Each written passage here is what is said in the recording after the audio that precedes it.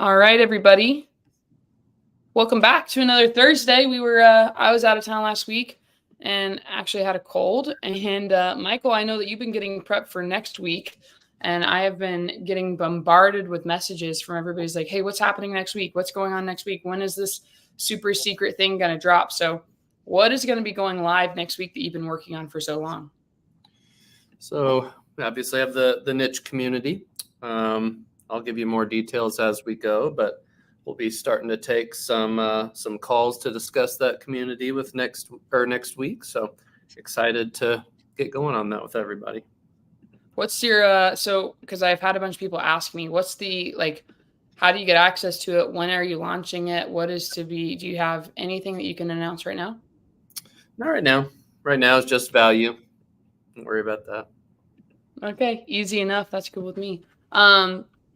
I actually just got a text message and I wanted to bring this up. We'll see if they show up on the live. I just had this. I Thursdays are my busiest day. And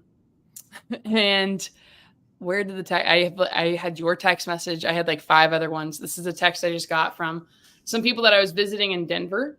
They were going after the low equity expired listings leads, and they were pulling their hair out with the work around and the ability to make money on it. They were making some money, but just kind of a pain. However, they texted me and I got on them because I just saw them in Montana. And the text message says, second full day of door knocking yesterday, and we got a contract at $340,000 with a $650,000 ARV. Not horrible. Seller was going to lose. Yeah, seller was going to lose the house today. So hopefully those guys come on here so I can bring them on stage, because they were scrambling and doing, I don't know, they were doing deals. They're doing like 15 deals a month, but they're averaging $5,000 a deal with 7 other people involved. You're not really getting much out of the squeeze. So I love just pointing people in a direction where they can make some money. And I don't know if I told you this, Michael. I don't know if we did the live this week. Did I tell you about somebody else came on one of my Zooms and they told me they've been copying off the door knocking process we created? And their first deal, they're in LA, so it's LA numbers. They made $248,000 in their first assignment. No. That's more than double my biggest deal. I need to learn from that. them. Is insane. Yeah, right? It's funny. Sometimes when you're newer, your first couple of deals can be some of your biggest ones because you have no knowledge of perhaps values or different things. So you just have the ability to buy these houses at a super discounted rate. Now I know exactly what houses are worth. And I'm like, well, I really feel like the seller should come away with a lot more. So I probably shoot myself in the foot, but that's okay. I love serving these people. And if I can make 20 or 30 a deal and they can come away in a really good situation, I'm happy. But 250, I'd take one of those right now. Every once in a while, just an entire year's salary on one deal. That's game-changing, life-changing, and just insane. So for everybody on here that's new, welcome again. We were just waiting for some more people to hop on the live. We do this every Thursday, unless we're out of town or there's some kind of event going on. Every Thursday at 12 o'clock Arizona time, we are live, answering your questions, helping you guys out on my lunch. And if you don't know who Michael Franke is, because there might be some new people in here, anybody not familiar with him or not familiar with me, I've known about you for a while, and I interviewed him last year on my podcast, and I was just like, wait a second, you're able to make money ethically, and you're doing it, keeping your values and morals in line, and people want you to help them? This is insane. So he was making $40,000 a year. You made $1 million with just a piece of paper and a pen? Yeah, I was a teacher for years and had to work, 60, 80 hours a week to make 40 grand, was barely squeaking by.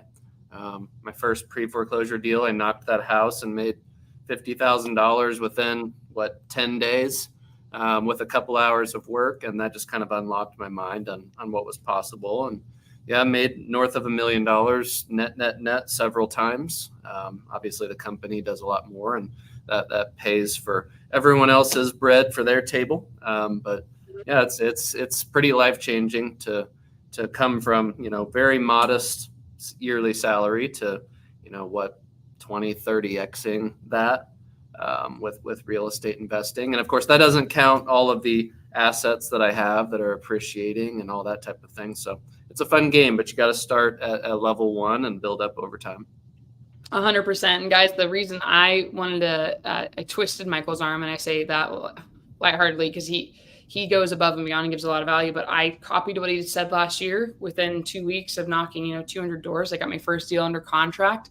And since then, I've spread the word of Michael Franke, and I've seen more and more people getting deals done and helping more homeowners, which is exciting. So the whole purpose of this is to answer questions for you. I will throw on the YouTube link in a moment a link for our YouTube comments, a link for you guys to come up on stage with us so we can answer questions for you. But we're here to help you guys. We want to walk you through everything. I actually had a question today, Michael, and I hope they come on this live. They're pulling data, but they're struggling because they're only getting legal descriptions of the properties. Yes. And I think you're going to have a fix for that in a little bit. So for everybody on here, if you're figuring out where should I get the data from, what are my steps, we've actually kind of given you all of the pieces through our series here. But today's just for us to go through and share your wins. We'd love to hear what you guys have succeeded in, where your struggles are right now. And we love action takers. I'll tell you this much.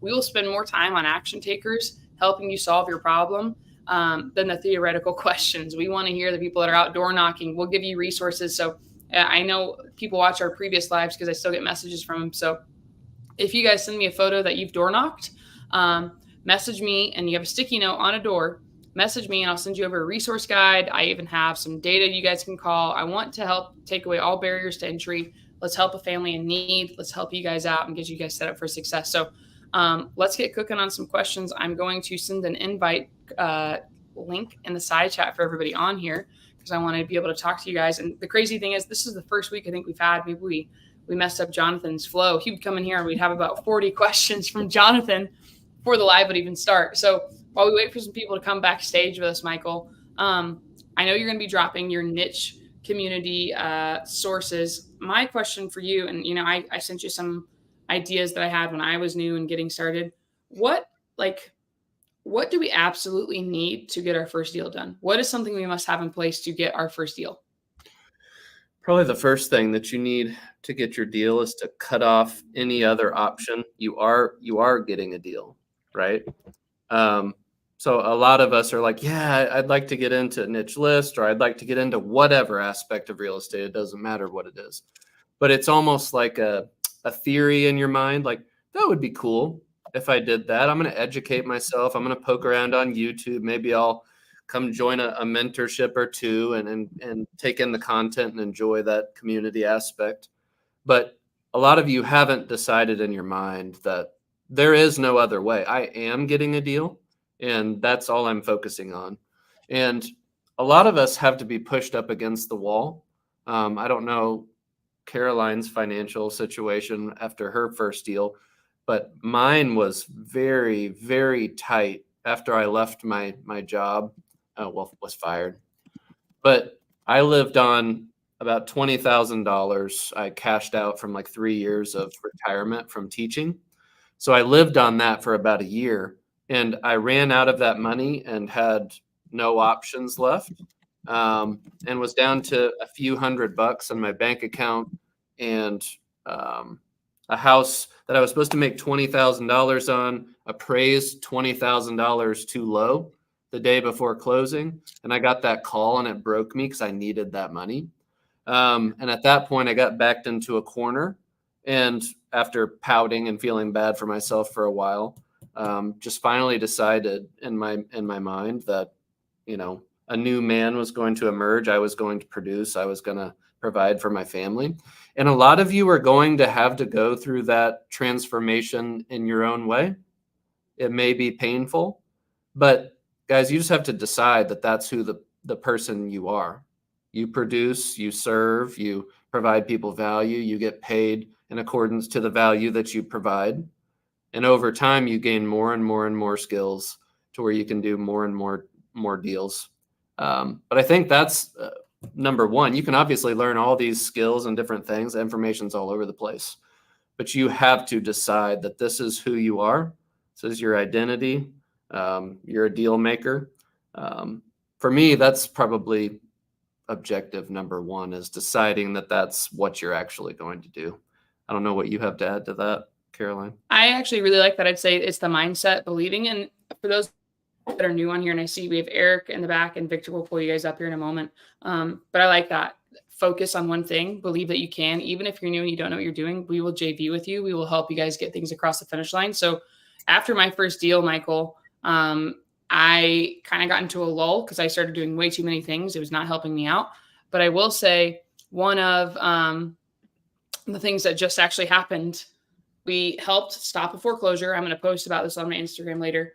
We had somebody who worked a lead. We helped them get it across the finish line, told them where they need to be on this. We paid the JV partner $15,000. Mm-hmm. We paid the homeowner $20,000. We just fixed it, listed it, and we're going to be making a triple-digit flip on that, which is, yeah, right? Super cool. And that just happened from telling it, like, just having the right resources in hand, asking you questions. I've taken, I don't know how many notes from when I get to talk to you. If you guys are new, go back and watch our previous lives, but listen to what we tell you because it works. And there's a comment over here. Poppy Goose, AKA Jerry, just said, literally copied what you guys have done, have brought in almost 6 figures in 9 months. Thanks, Caroline and Michael. Guys. There for a second. I need to. Isn't that great? I need that emotional income, you know? Guys, you don't have to do secretive, crazy things. You have to spin on one foot and pat your belly and pray to the moon at night. Just go out and do the work and listen to what we're saying. We're here to help you. We want you guys to be successful. And Jerry is somebody, anytime we do a Zoom, Michael, he comes and asks us a question. Here's the crazy thing, guys. Jerry's in New York. I just dropped his name on a Zoom because somebody else is in New York. And they're like, how do I do deals? I'm in New York. It's possible. When there's a little bit of resistance, it'll help you out a ton. So I love that. I love seeing Jerry. I remember when Jerry got started and he's got kids. Guys, you can do this and you can be successful too. So we love seeing those messages. Please keep them coming. But let's get over here to Eric. Eric was being patient. So Eric, are you somewhere quiet? We can bring you up on stage. Yeah, let me sneak down the hallway. Sorry, I'm at a Lifetime Fitness right now, so I'm going to hide down the hallway here. All right, cool. Well, we can hear you pretty well. What you got for us? I'm having some pretty good success. I guess my question, well, first of all, thank you guys for all the information and gold that you've been providing. It's worked very well for myself. Had a lot of success so far. Probably done like 4 deals so far. So I guess my question for you guys is more running the numbers. Like, how does that look like? What does that look like on your end? The way I've structured some of these recently was that I've been doing some JV agreements and basically partnering up with the sellers and then splitting the profits once we list it on the MLS 50-50. But I'm probably selling myself short on how much of equity I would end up with, but just kind of wanted to hear a little bit more how you guys would run your numbers looking at some deals potentially, if that makes sense. I'm going to jump in. Yeah, I'm going to jump in and then I'll let Michael go. I muted you just so you know, Eric, so there's no background noise. One thing we've talked about a few times, just so everybody understands, very important. When you are new and you're getting started, please, please, please, please, please hear me right now. Only go after things with equity. And so I just threw up a little comment below so we know where we are on this live and you guys can hear it. Running numbers, I only go after things when you do like ARV, the after repair value, multiply it by 60. If I don't have that much equity in the deal, I'm not even looking at it. I am in a stage of active income. I want to set cash aside. When I get to Michael's status, when I get to like a Pace Morby or somebody that's big and I'm willing to take on stuff that's a really skinny squeeze, I would look at those. But for right now, as a new person, if it doesn't have enough healthy equity, I'm not considering those deals. It's just not where we want to be. It's too much stress. Then I find out what makes sense for the homeowner, how we can help them out. Like this one I just talked about where we gave the homeowner $20,000. We bought them more time in the property. We helped them get into their next living situation. We brought them movers. We did a lot in this scenario and we figured out what worked for them. So I would say you ask more questions and just figure out what makes sense. And ultimately when we can give homeowners more money at the end, I love that. We want to do the right thing by everybody here. So I'm going to give that as a condensed version. I'm going to let Michael go into it with some more detail, but I don't look at anything for me unless there's like a minimum of $125,000 to $130,000 of equity, just because you're going to squeeze up all of your resources at the beginning when you're small, trying to help those low equity, like somebody just messaged me like, hey, would you take a low equity, negatively cash flowing deal? And I was like, absolutely not. That's a terrible idea. I will not consider that. Please do not bring me that. So that's my 2 cents. Michael, I'm going to hand the mic over to you. Yeah, one of the first things we do when we're pulling our data, which will also be on niche data, with which will come with the community. There's a small little drop. But one of the things is that it comes with the estimated equity. So look at the estimated equity compared to a Zestimate or comps or whatever. Yeah, the more equity that there is, the better. But also understand that the mortgage records aren't always correct. Sometimes it might say there's very low equity, but that might not be right. So we have all of our guys go after every single lead. But in terms of the JV deals with the sellers, we used to do 50-50 or even 40-60 towards the seller in the past.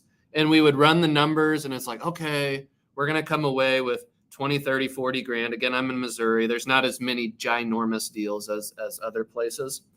But we found when we tried to make it skinny like that, there would end up being a lot more expense than we thought, or maybe the house would go for a little less, or it took longer than we thought. And then at the end of the day, we'd walk away with a profit, but it wasn't like, man, it probably wasn't worth doing other than helping the seller. Financially, it wasn't that great. So we've kind of pushed it to where we're getting at least 60 to 70% on those, because we are doing everything for these people.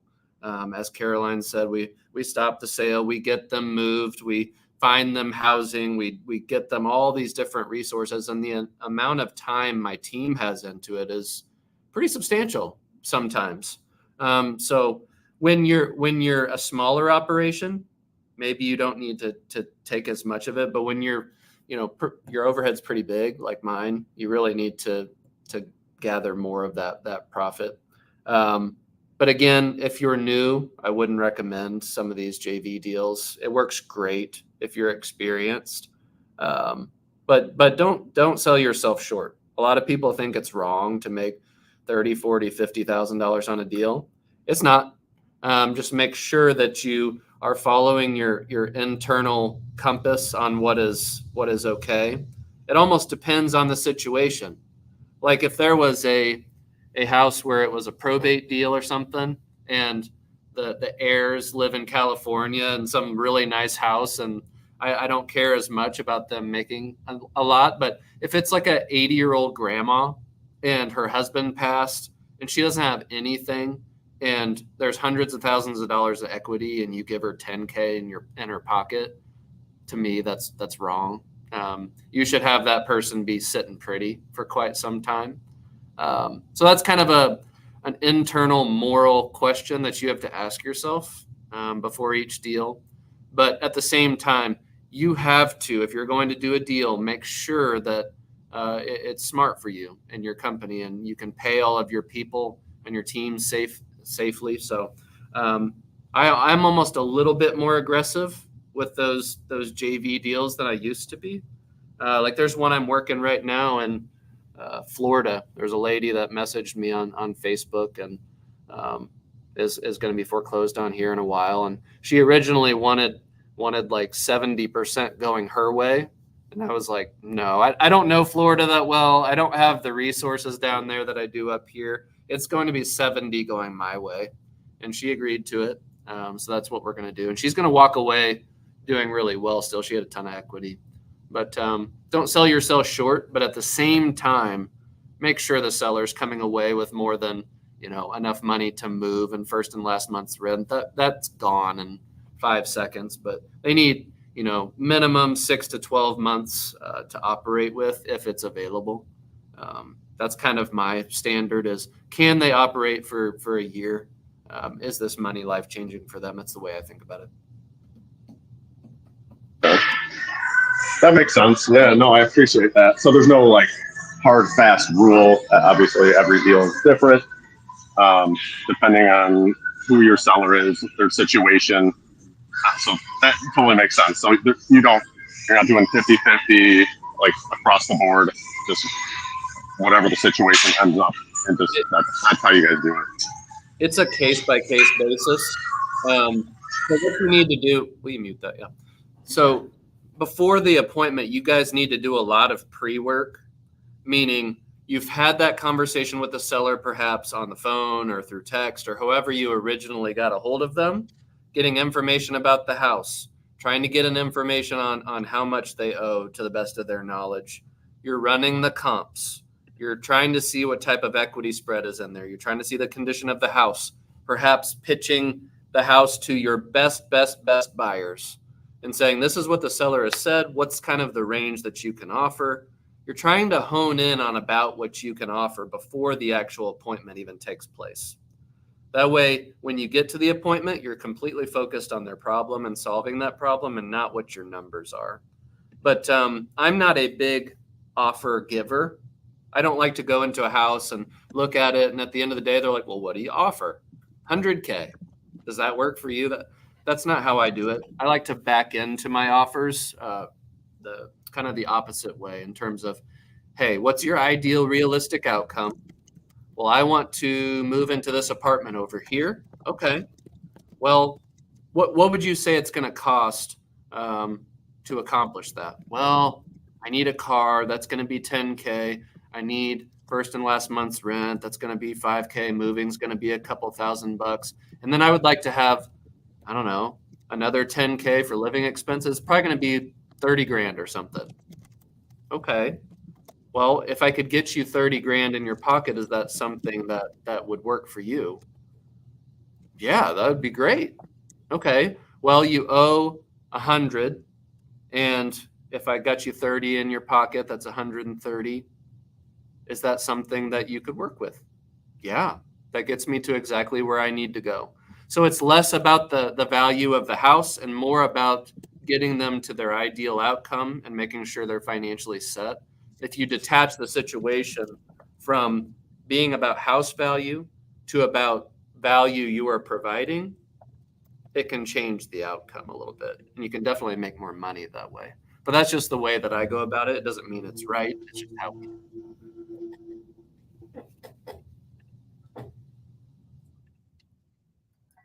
Lost him. But I think does that help everybody else that's on here?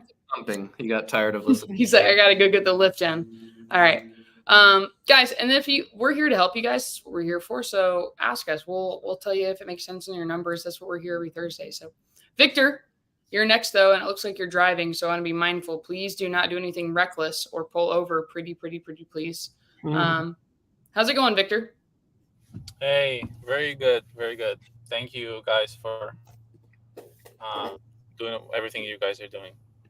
I just wanted to ask, I started going heavily again after the vacant ones. And there are a couple of scenarios where like I reached out to neighbors, found out everything that I could. I reached out. Hang on 1 second, Victor. I'm going to turn your camera off. That looks like could be relatives. And turn your camera off, Victor, because there's a little bit of delay. I think you're traveling, and that's why it's hard for us to hear you. Okay. So I want to just kind of recap. So Victor's door knocking, and we have always you're good. Prioritize finding the houses that are vacant and go all in on those because you are more likely to get a deal there. So go ahead, Victor. Yeah, exactly. The question I had though, do you put those people that you've contacted and you didn't get an answer back in any form in the same kind of a trip like you would a seller that is, in other situations, or is there anything else, different that you do in those scenarios if you cannot get a hold of anybody of the, of the heirs or anything like that? So you're talking about the neighbors? Well, neighbors are the people I door knock. I reach out to them that way. They give me all of the information that they could, and I'm trying to go after heirs who could be in this situation, like it's a probate pre-foreclosure. Person died 5 years ago. There was no probate done, and there was somebody living in a house. But from neighbors, I found out that there didn't look like there was anybody there for last year, and I'm trying to get a hold of anybody related to that possible person who was living there, and to anybody who I could find on the obituary. do you put those people in the same drip outreach if you don't get a response initially? Yeah, I mean, having a drip is always going to be effective. The more phone numbers you have, the more opportunities you get. But I'll kind of outline a framework of how you can find these people and kind of my process. So obviously each state's going to be a little bit different, and the resources are going to be a little bit different. But to me, the cause of vacancy and pre-foreclosures is one of a handful of things. Number one, someone has died.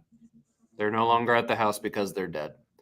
Number two, someone has had some sort of significant trauma in relation to that house. Maybe it was a divorce, maybe someone passed away in the house, whatever the case might be. They can no longer be there emotionally. They're gone. Number three, perhaps someone's in an assisted living community. They're getting rehab of some sort. They're no longer living there. A lot of times there's other reasons as well, but those are some of the core reasons. Okay, so again, if someone's vacant, a lot of times it's death. You're already doing a good job by looking at the obituary, right? So you're going to the obituary, you're doing a few things. Number one, you are looking at who the heirs are in that obituary. Those are the people that you need to speak to. And oftentimes it'll have their name, what city they live in, and then you can research those people. And it's great to skip trace those people, give them a call, shoot them a text, send them an email, whatever, right? But while you're on that obituary, there's other things that you can do. Number one, leave a comment down there on the tribute wall, is what they call it a lot of times. Say something like, hey, I'm so sorry for your loss. I'm sure your family's going through a lot. I had a quick question, cell phone number, whatever it might be. Why would you do that? Even if it's been years? Well, the heir more than likely has administrative rights to that account. And they're probably going to get an email or a text reminder or whatever it is when that thing comes through. They're going to be like, what the heck is this? And they're going to call, right? I've made a lot of money just from that. It's goofy and it's morbid, but it works, right? Next thing you can do on that obituary, you're going to give a phone call to the funeral home that's attached to that obituary. People are blowing up my phone. Here. I'm not sure why it's doing that. Anyway, you're going to give them a call. You're going to say something like this. Hey, Mr. Whoever at the funeral home, my name's Michael. This is going to be the weirdest request you've gotten this week. And they'll go, ha, ha, and then they'll kind of laugh. And then you'll say something like, look, there's Michael Franke went through your funeral home last May. And unfortunately, his home is going through foreclosure. I've been trying to track down his family just to see how I can help them. Is there any way you would pass my information through to the family? I just want to help them out. And they'll be like, okay, let me look through my system, yada, yada, yada. Oh, I found them. I do have their phone number. I can't give you their information because of HIPAA laws and whatever else, but I'd be glad to pass your information through. What's your contact information? Then they send it over, right? So then, of course, you can and have that conversation if they call. So then, let's say if you've gone down the path of the obituary, you've done all of that. Many times you can look up probate records in your city. So you're going to have to do that work of looking through your county records or calling the recorder of deeds. It's like, where can I look up probate records, right? And oftentimes in those court cases, those probate records, they will have who the heirs are, where they live, all this information. Then you can, of course, either go to that house if it's local or skip trace them, give them a call, and you find out who's involved. Again, I could go through this vacant process for a long, long, long time, but those are just a few tips. And then, of course, social media is great. I signed a foreclosure deal last week from a Facebook message. Find who the heirs are, shoot them a Facebook message, like their posts, comment on their posts, do all those types of things. And we'll go into these things in depth in the community, try to find people live, do all these things. But those are just a few first steps that you could take. There are others, but I'm not going to bore everyone for an eternity going through these things. All right, thank you so much. Yeah, I've done everything, but I didn't reach out to the funeral home, and I didn't write the note on the obituary, so I'm going to do that today. So something that everyone could think of, every time you're going through finding someone, every time you're at a source, think of what are all the possible things that could aid me in finding this person. Let's just say the obituary case. All right, I found the obituary. Do I want to just go there and forget where that link is? No. Copy the link, put it in your CRM or whatever tool you're using. Save it for future use. Copy paste all of the errors, put it in your CRM for future use. Go ahead and comment on the post. Go ahead and call the funeral home. Are you going to document what the phone number is of the funeral home? Yes, you are. You're going to put it into your CRM. So every time you find something about someone, document it. That way you don't have to do that work again, right? Or you have multiple people on your team working on it.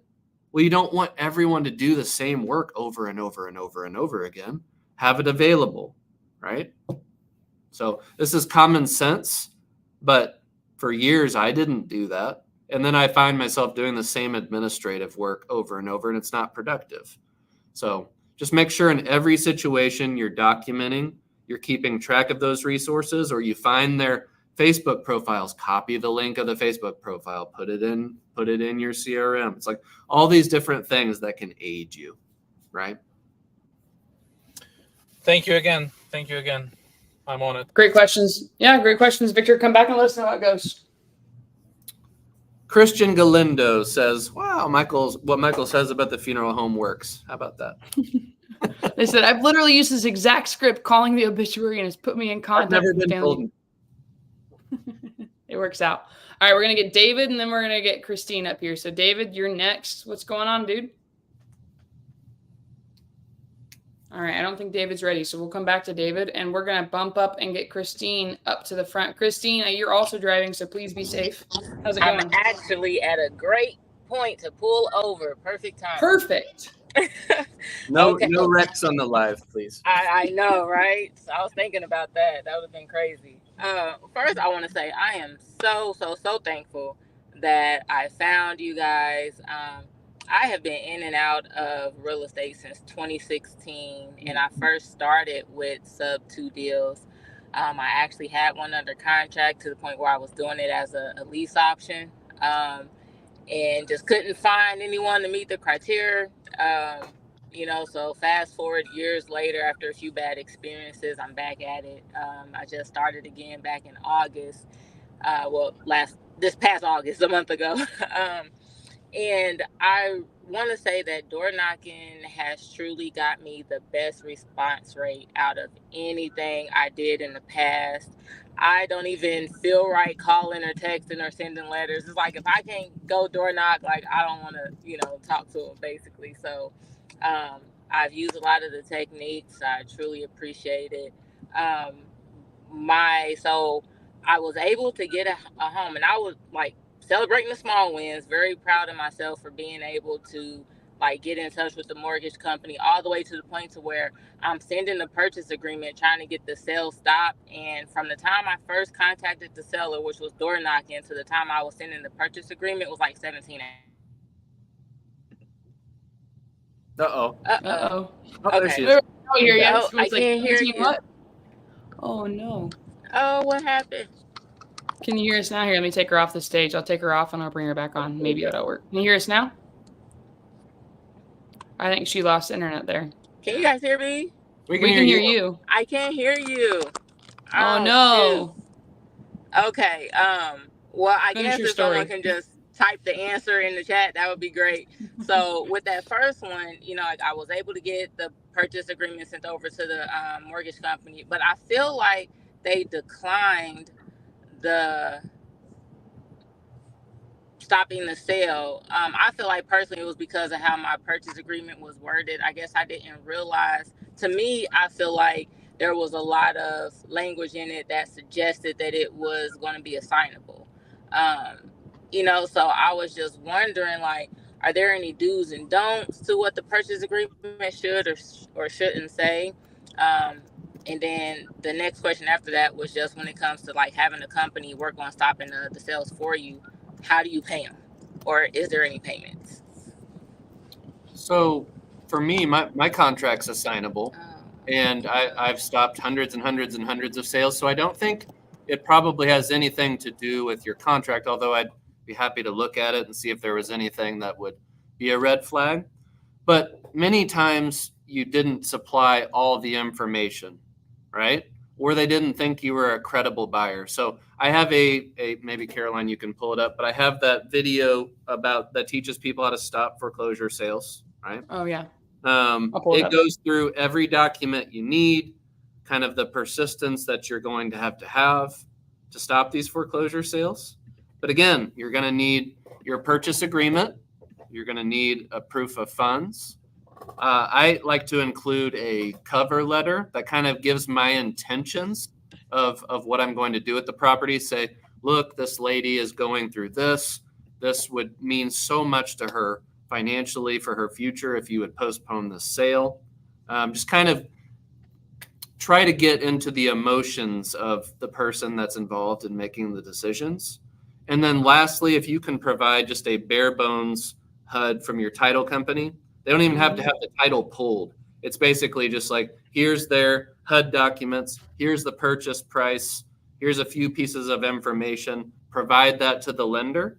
And that just shows the lender, oh, these people are serious. They already opened escrow, all these different things. So those are the 4 pieces of information that I used when I did it on my own.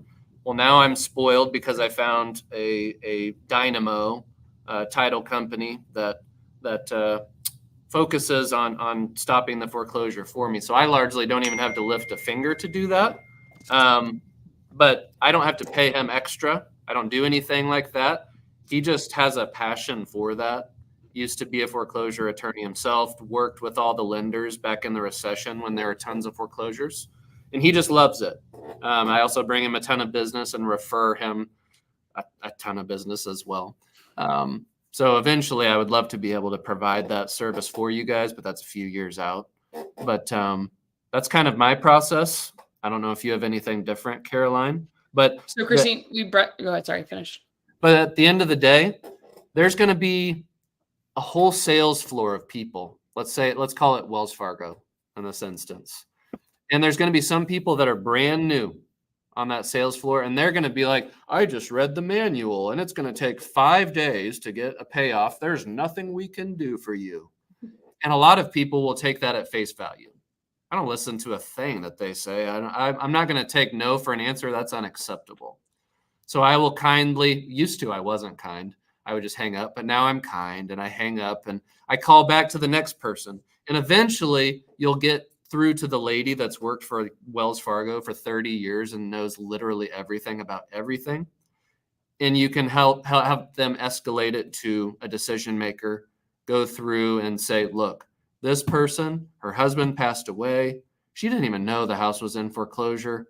There's tons of equity. I've already got this thing opened up in escrow. All I'm asking is for a 7-day postponement, 30-day postponement, whatever it is, just so I can get this closed.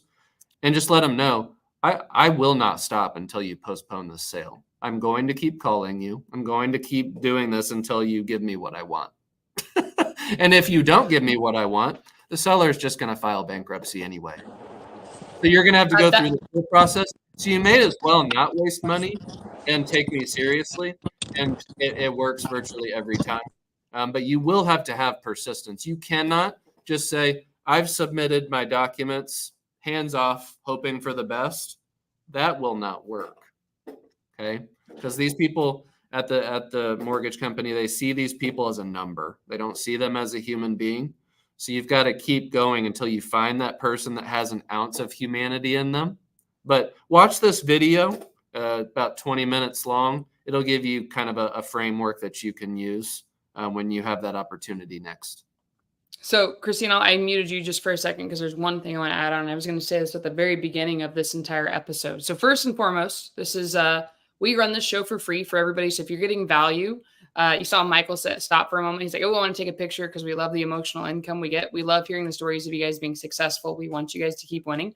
But if you can notice right here on Michael's YouTube, I have it clicked as subscribed, hit all.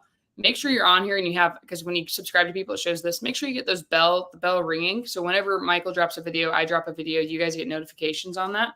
That's one ask I'm going to have. And if you're finding any value right now, if you guys could share this or let more people know we're doing this. We make no money off of this. We're actually taking time away from our business. I've been getting blown up by my escrow officer for another auction we're stopping. So this is just, please guys, help us keep this going because it's really just emotional income. The next thing that I wanted to say, I don't know if you guys know of the name Roger Bannister. It is the gentleman who ran the first mile at 4 minutes or less. Okay. Nobody thought it was possible. In my eyes, Michael Franke is the Roger Bannister of pre-foreclosures for me because I asked him these exact same questions, Christine. How do I do this? What do I need to do? And he gave me permission to be relentless on my follow-up. If you guys take anything away from this little live that we do and all of the stuff that we have, just be relentless and talk to them. You gave me a really good nugget one time, Michael, and it was something along the lines of there's a person on the other end of the phone. They have a family. They have emotions. Treat them like you would want to be treated. And I've gotten auctions stopped the day of the auction, Christine, by talking to them. I said the exact same thing. Hey, it's a single mom, and it was a single mom. I don't want her to have to go through a bankruptcy. She's ready to file the paperwork. We are purchasing this. Here's our HUD. Here's all the documentation you're going to get into this video from Michael. He does a really good job. He pays thousands and thousands of dollars a month for a team to edit these really well. He gives you a step-by-step process in there. Guys, go to Michael's YouTube, learn it. It has the script. We have how to stop the foreclosure, how to gather the data. He's taken away all barrier to entry. The only thing that we're asking is that you say nice things about us on the comments and ask for more so we can keep doing it because this is what we enjoy doing. We want you guys to start doing more deals and helping more people. And ultimately, we want to hang out with you guys. Like I'm going to somehow pull Michael out of his cave in Kansas City and we'll do some big meetup there. Maybe it'll be like a Chiefs tailgate or something because I know we can get him to watch football. But we want you guys to be doing deals with us and we want to help you out. So these are really good questions. And Christine, I'm going to let you unmute now if you have anything else you'd want to say. But be relentless and know it's possible and talk to those people and you can get the auction stopped. Go ahead, Christine. Yeah, I truly appreciate all of that information. I'm definitely going to go watch that video because that was my first time ever attempting to get a foreclosure stop. And just the fact that I made it that far and I kept calling until I got the right information, so I'm working on my next one. This guy is I have to understand I get a little too emotionally involved and not everyone wants the help, and I went door knock, talked to him like he's in the process of losing his car too, but he won't return my calls or anything else. And he's in a really, it's like he took over the deed, but the mortgage was still in the other person's name. And I guess maybe he's scared. I don't know, but so I'm working on more. I'm really grateful. I'm definitely going to keep dropping the questions, watching all the videos. I appreciate it. Hopefully, I'm praying that I will have one of these closed before the end of this month. I'm currently pursuing 3 right now. So, Ooh. Yeah. Where's your market, Christine? In Indianapolis, and I'm working on my first virtual wholesale deal in Texas right now. Oh, cool. What part of Indianapolis are you knocking? Central. Pretty much like the downtown and surrounding areas. I'm not going too far out. And I also buy leads off of iSpeed to Lead as well. So that's how I got the one in Texas. Gotcha. So I'm doing iSpeed to Lead and I'm doing door knocking here. Well, if you get anything in Bloomington, I'm a Bloomington grad. I want Bloomington stuff. I'm from Indiana. I'm from Kokomo. So okay. But I ran away. Yeah, I'm not going back. But I will buy stuff in Bloomington because I want areas like that. But I would say keep doing your deals there. And your hot markets, are Carmel, Noblesville, Fishers. Those, you're probably going to have larger assignments there just because of those zip codes. But if you're getting stuff done, Fountain Square, because I know they have like an HGTV show that does what is it, the bones or whatever. They do those. You can move deals. So keep going, keep doing the work. We're here to help you. Message us. I know Michael every Saturday replies back to everybody on Instagram for those questions. So Yeah, keep showing up. We love hearing your wins. Both of you guys on Instagram, and you responded back, and I was surprised. I was like, oh wow, like they're legit. Okay. We're actually replying back, but it takes us a while. I think I have 80 messages right now on Instagram, so I'll be slow. I'll be answering until Saturday, so give me some time. I don't get blown up like that, thank goodness. Oh yeah, I found out they changed Instagram. There's now another hidden section where people that you don't know can reply to your stories. So I found a whole unlocked area. So if I haven't replied back to you guys, message me again so you get to the top of my thing and I'll see it. But Christine, we love hearing this. We'd love to do a deal with you. So shoot some stuff our way if you ever need help. I think Michael eventually is going to be launching something, not right now, but down the line where he can help with things nationwide. So we want to do deals with you guys. Thank you guys. Yeah, we love hearing it. Thank you, Christine. Bye. See ya. Safe travels. All right, Megan, we got to meet you at the Kansas City meetup that I dragged Michael out to. So it looks like, are you back home or are you in North Carolina right now? Oh, no, we can't hear you. You got to click on mute so we can hear you. Okay, sorry. No, I'm back home in Iowa. I'm in my 6-bedroom house, which is closing in 2 weeks. So I'm finally getting into this house. Before I let you go any further, because when you were at our meetup, I think you were about to do 700 different things. What is your focus? I'm not gonna take any questions from you until I know what your focus is.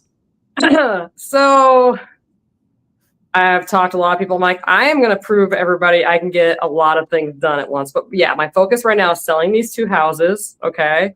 Then once I have the money from these houses, I can go I'm selling all my vehicles. I'm upgrading to a better truck to pull a trailer to go cross country, becoming a traveling contractor. Oh, okay. No longer the mobile gym thing? No, I did something on that to go to the next step. So I went to Nice Trucking to ask them if they could help me get that idea going.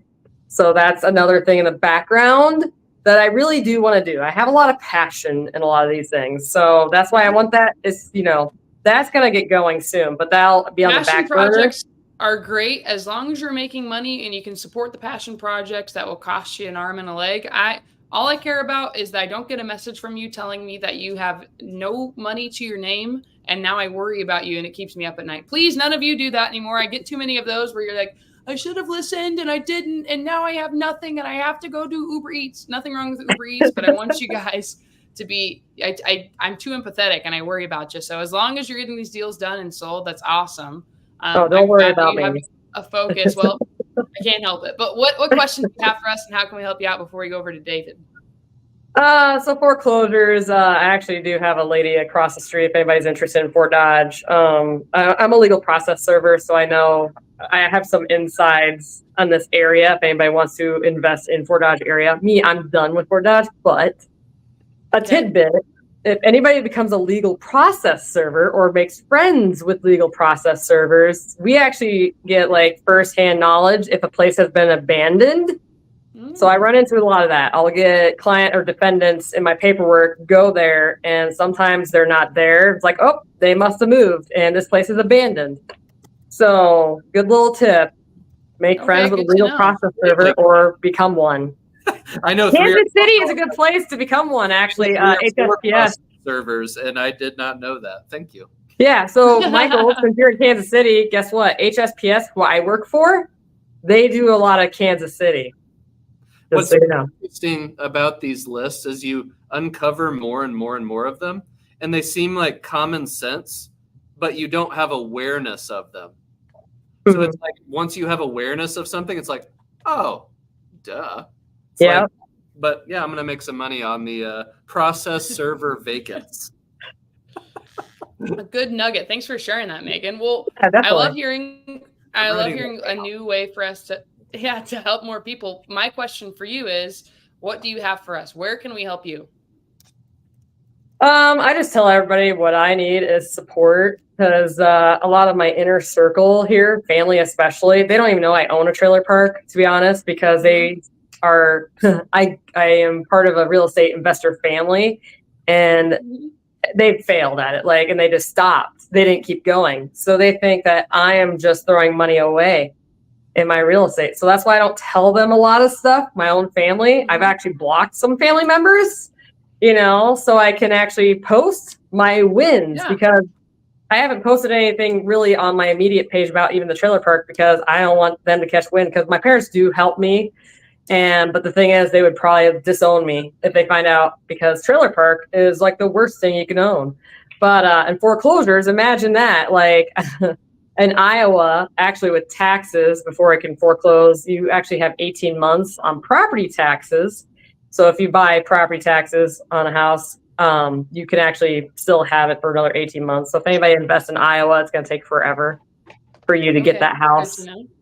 So yeah, but otherwise I was about to buy a house on just property taxes, and I talked to the actual deed owner.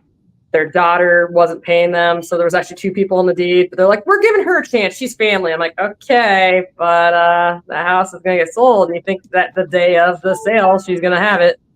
Anyways, I gave up on that one because I'm like, it's Fort Dodge, it's just maybe in Kansas City it would be better, but Fort Dodge I kind of have like the know-all, and I don't know if this town will ever come back, but I try promoting Fort Dodge because I'm like, it is like, it could grow, it could go the other way, we don't know, but yeah, legal process serving is the gold nugget that for you guys to.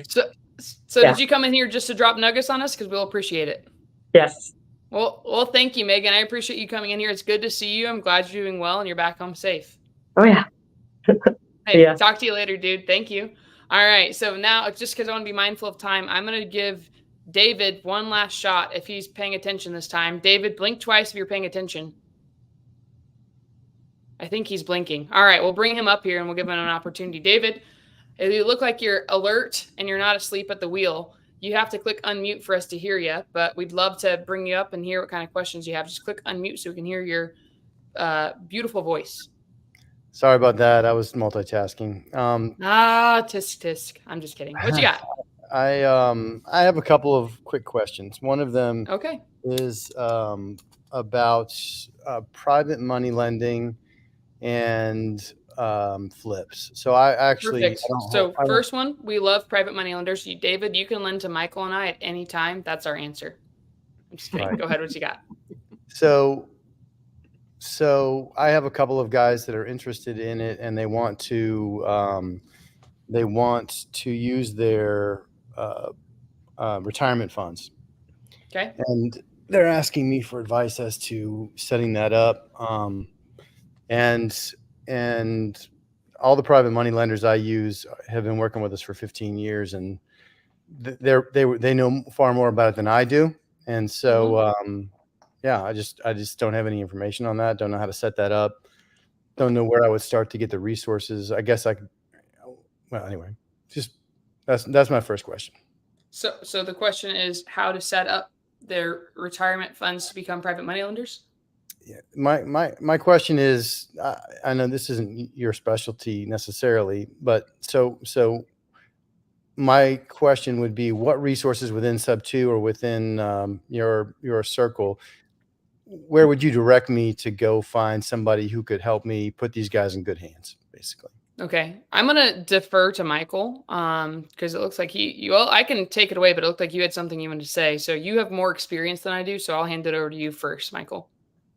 So we're very good with the paperwork with lenders, but in terms of knowing how to deal with their retirement and free up that money, is that the problem? They don't know how to free up the money? They have access to self-directed IRAs. They're not sure just how to. They've only ever done traditional sort of brokerage style IRA investments, and they're not quite sure how to. They just don't want to run into any issues with their retirement funds in terms of breaking the rules. So in terms of knowing the rules, I'm not an expert on that, but we do have several lenders that are using funds like that. We don't work with them as much because their interest rates and things have gone up to where maybe used to they could get money at 4 or 5%, and then they could lend it out at 10 to 12. Well, now their rates have gone up to 7 or 9 even, and it's like the spread's just not there. I could talk with my CFO that deals with all of that paperwork and speaking to our lenders. I don't specialize in that as much, but I could ask him some questions. If you want to send those to my DMs on Instagram, so I remember, I'd be happy to speak with him, but that's Sure. not my area of expertise on knowing how to. That sounds more like a financial advisor question than anything, because I don't want to say the wrong thing. Well, most of the We're not- financial advisors I know are like, no, you can't, you basically can't do that. And I know that it's being done. I have several PMLs No, that I believe are you doing it. absolutely can't. Yeah, you can absolutely. I don't know how it is either, but I just talked to you because I'm actually going to be asking Michael if he knows a good general contractor in the Kansas City area because I have a partner. We might be buying a nursing home there, and we need to do a little bit of work. So we have some private money lenders, and I don't know how to do this either. I'm actually in the process of it. So it's great that you're asking this. I will know further. I'm actually going to get on a phone call after this to get a little bit more clarity. So you can ask Michael, message me as well, David. But we have some lenders that have, we have one guy who has like over $1 million in their IRA and they want to get it to work. So I know there's like infinite banking where you can do, I don't know all the details either, but I'm learning at the moment. So I would be more than happy to share. And maybe what we could do is probably maybe bring somebody on here on one of our lives if that would be helpful for everybody. Maybe we'll bring an expert in. Again, we're not attorneys, we're not CPAs, Right. so we don't want to say Understood. anything to lead you the wrong Sherry way. down But we're below learning. Sherry down below says, check out Matt Sorensen. Maybe he's an Okay. expert on social. There you go. He's all about He's all about self-directed IRAs. There you go. Matt There you go. Sorensen. All right. Somebody And the connect us with Matt Sorensen so we can bring him on here. Sherry, tell us how we can get him and we'll get more details. Go ahead, David. All right. So my second question has to do with rural. I know, Caroline, you mentioned you don't like to be more than. Stay away from 45 rural, dude. Stay away from if there's a one stoplight, if there's nothing, I actually unless like you're rural. talking about a development. Oh my gosh. How are you going to sell a So- deal in a rural area? Go ahead, though. First of all, I love rural because I love nobody's out there. Second, I live in Okay. Virginia and I live in the richest county. Well, it was richest county in America. I don't know if it still is, but, and so we used to Brag. live all here, local, and back in 08 and 09, when everyone was running away from real estate, we made a lot of money here in Northern Virginia. But now there are just a million people fighting for Northern Virginia, and it's a big bloodbath, and there's no margins anywhere, and the houses are all 800, 900, a million, and up. So anyway, that we're not flipping here locally anymore. We're flipping all over Virginia, and the last few years we've gotten more and more and more rural, and there are just fewer competitors there, and we're finding that there's a floor that you don't go below, and we're Okay. breaking all of the rules. We're doing a pace stuff and buying double wide. But you're acres. making money though. We are making money. Yeah, we're Okay, making are better you margins making- on that. I only do it for margins. I mean, You know what? Then if it's working for you and you have your secret sauce, share it with Michael and I. We won't tell anyone. We'll be more than I happy like to learn your secrets. well, the I secret sauce don't. is that there's a minimum below which you can't go, and that is basically the cost of if you walk into Clayton Homes and you want to buy a single wide, a double wide, and you want to put it on a piece of land, and the land only costs you 15 grand. What would that cost you? And the bottom line of that around here in Virginia is about 200 grand. And so if you Okay. fix the house to where it's nice, like, in comparison to one of those homes, that's kind of the minimum floor that we have. And so even though it's impossible to find comps sometimes for some of these houses, 3 pretty comps, and there's definitely no neighborhood. And that's what scares everybody away. That is why we can pick up these houses for, $1 over at auction or whatever. You can't even go to auctions in Northern Virginia. It's a waste of time if you do. Yeah. But because of that, we can pick them up a number of ways out there.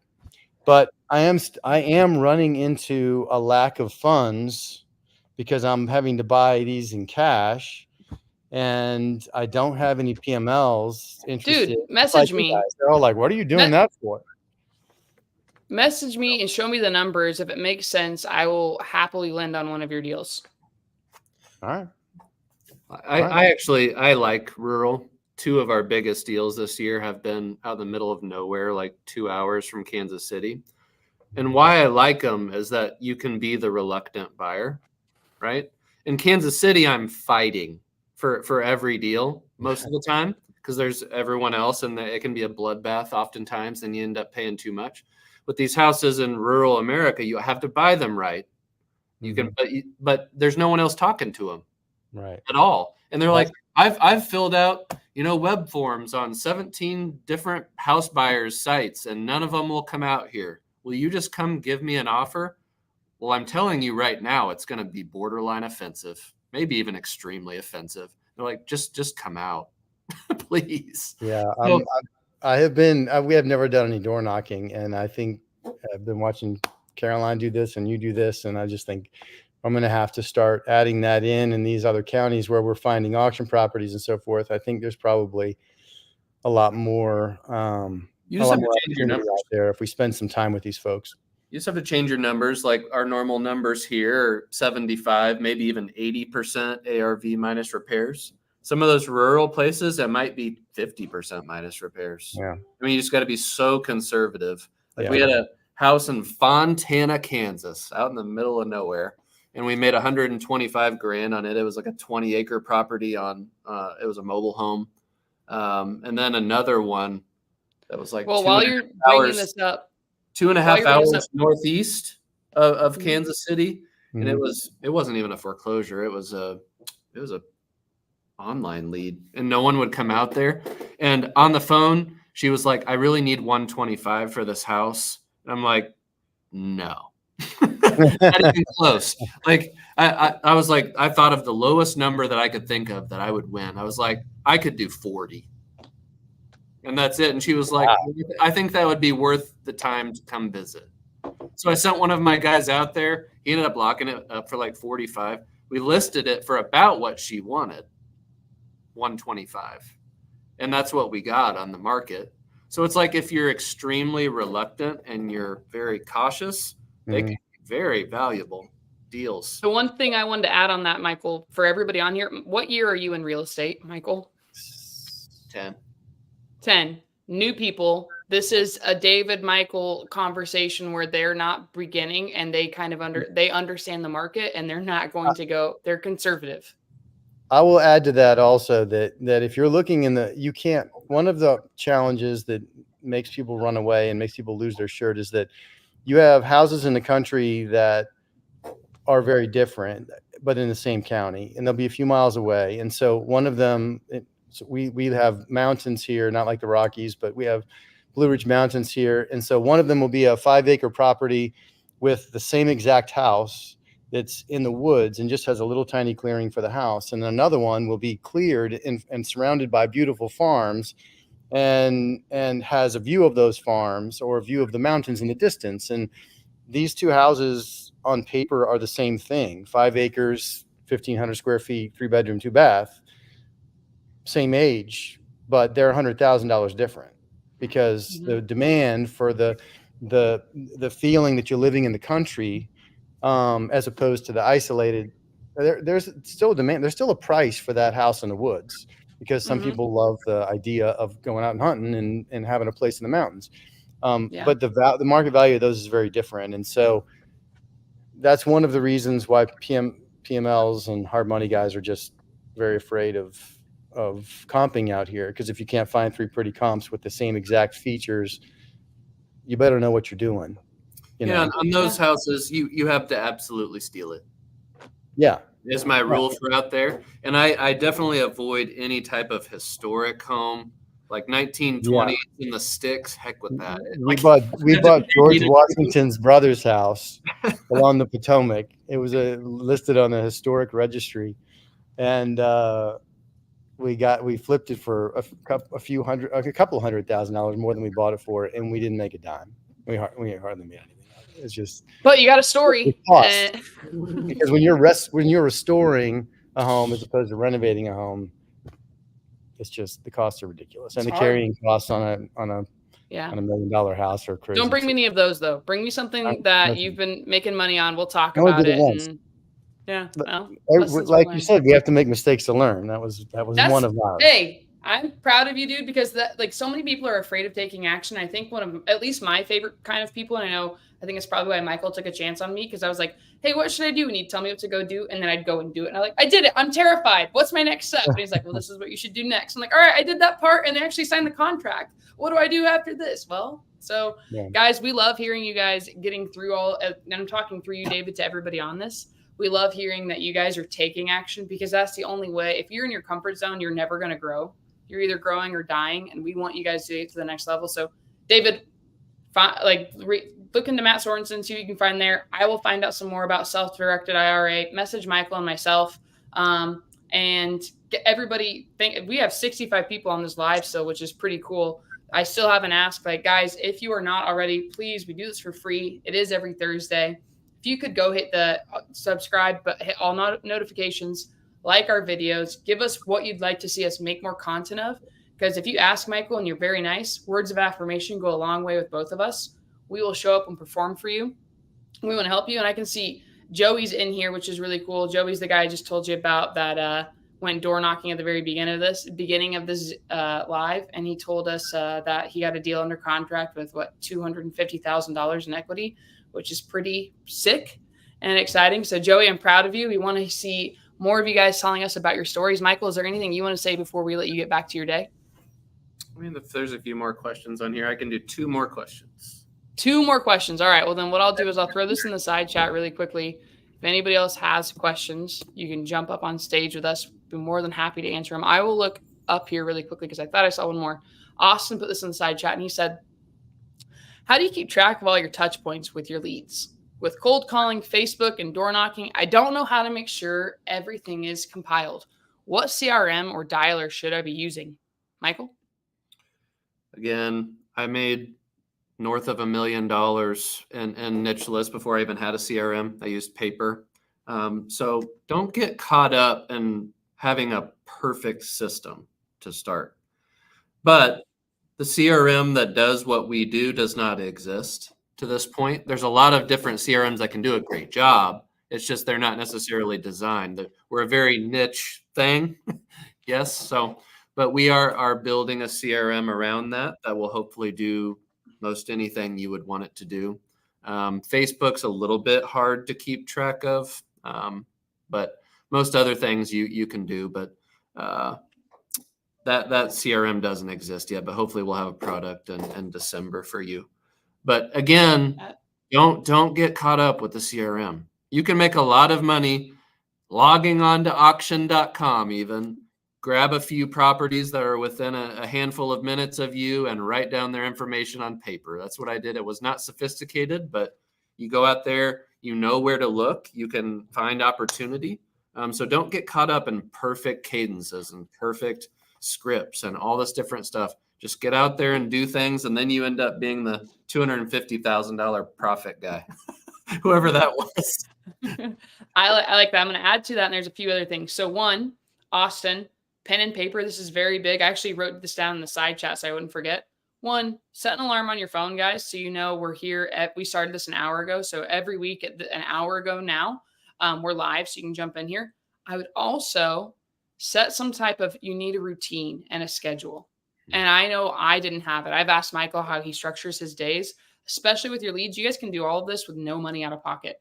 Just stay organized. Make 15 minutes. I got onto somebody. I don't think Aaron's on here. I love Aaron. I'm doing deals with Aaron as well. He's door knocking.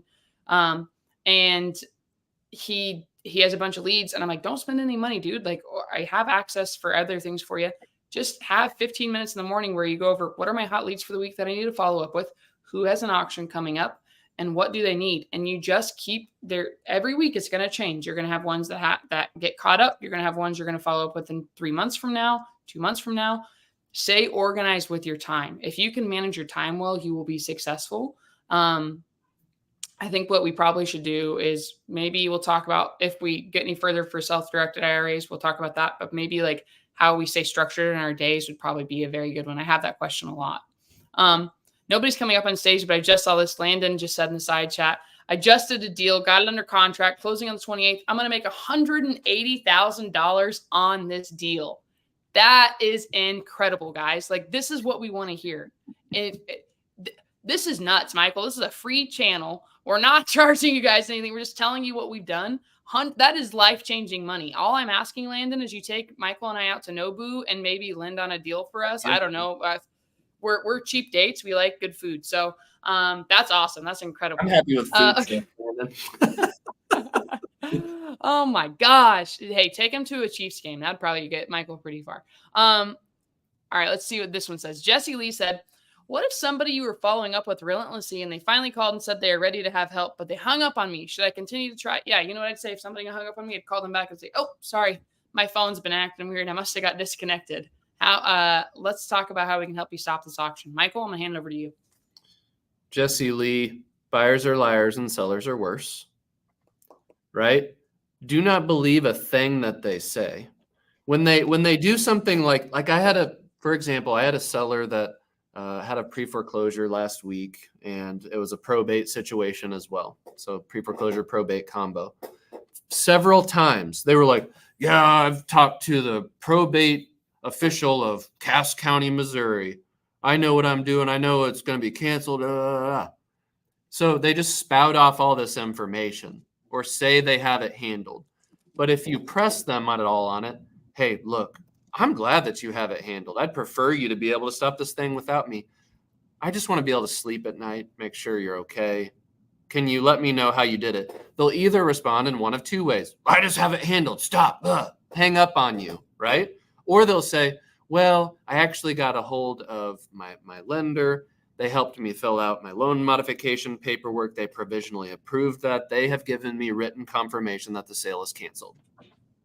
That person knows what they're talking about, and they're probably being truthful. Do I follow up with those people anyway? Of course I do. The people that are mad like this or they hang up, they are trying to rationalize in their mind that they have it solved, but they are terrified that they don't. They have no idea what's going on. So that person, although they're hanging up on you today, they probably have some relative that has 1 ounce of experience in real estate from 5 years ago. And that person says that they're going to help them, but they have no knowledge. Continue to follow up. These people will resurface. I call them last minuters. They're going to resurface right before the sale and be like, oh, my thing didn't pan out. Well, of course not. Of course it didn't. So you're going to be able to help them at the last second because you've remained relevant and you've stayed consistent with them the whole time. Some people you're never going to help, but you got to continue going after these people and being willing to serve, even if they're rude and hanging up on you. So I wouldn't stop. Until that sale is officially canceled on whatever auction website or attorney website, I'm going after it. And even if it's canceled, that doesn't mean the problem's solved. It means that they've kicked the can down the alley there. So you're going to continue to follow up with those people. I don't take no for an answer here. Relentless. That's a good one. Temakil Bibbs said, Caroline and Michael, how do I know whether or not a property has high equity worth? So I actually I dropped a video on my YouTube channel the other day. Oh, nice. I went through it. So I just see, and unless it's directly from the lender, sometimes the lenders will say auction is starting at $100,000. So, they have $100,000. I'll figure out what ARV is. ARV is $300,000. I'm looking at that house.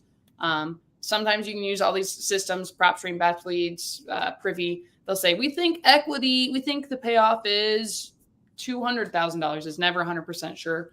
You always get those numbers from the bank, but contact people. We can go into more detail on that. But I wanted to kind of cover that. Okay.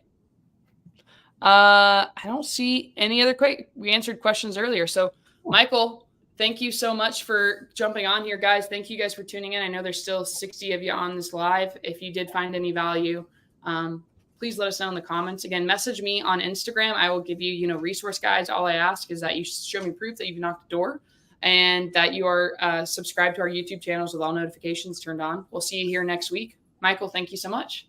Peace. Bye, guys. Have a good one.